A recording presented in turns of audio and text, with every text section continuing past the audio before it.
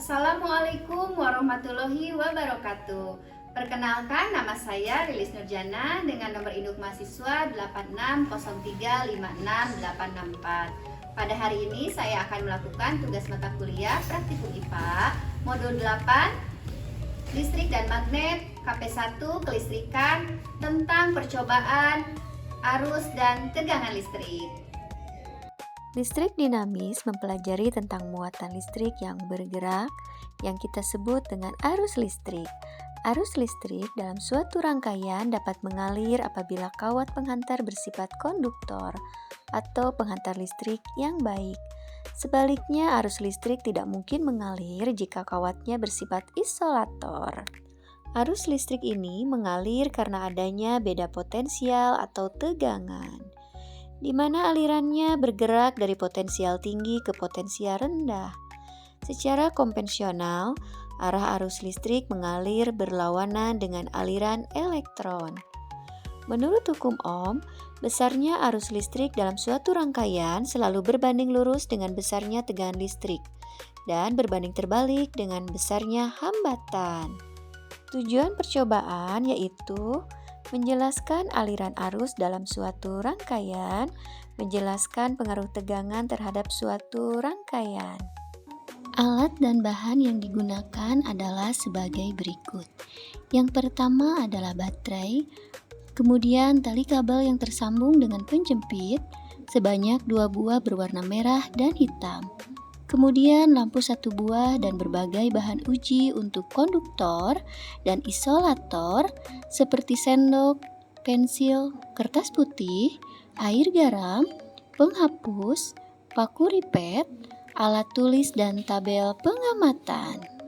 Yang pertama adalah percobaan arus listrik. Langkah percobaan: susunlah baterai. Buatlah gambar rangkaiannya, hubungkanlah kabel merah pada kutub plus dan kabel hitam pada kutub min. Salah satu ujung kabel merah dipasang bola lampu. Jika lampu menyala, menandakan adanya aliran arus listrik dari kutub plus menuju kutub min. Kemudian tentukan semua jenis bahan yang telah disediakan tadi. Apakah termasuk konduktor? Catat hasilnya pada tabel pengamatan. Yang pertama pada sendok perak. Pada sendok perak ternyata lampunya menyala karena sendok dapat menghantarkan listrik atau konduktor. Yang kedua, paku ripet. Pada paku ripet ternyata lampunya juga menyala karena paku ripet dapat menghantarkan listrik atau konduktor.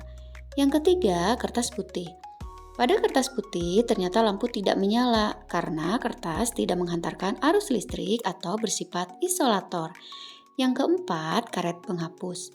Pada karet penghapus ternyata lampunya tidak menyala karena karet penghapus tidak menghantarkan arus listrik atau bersifat isolator.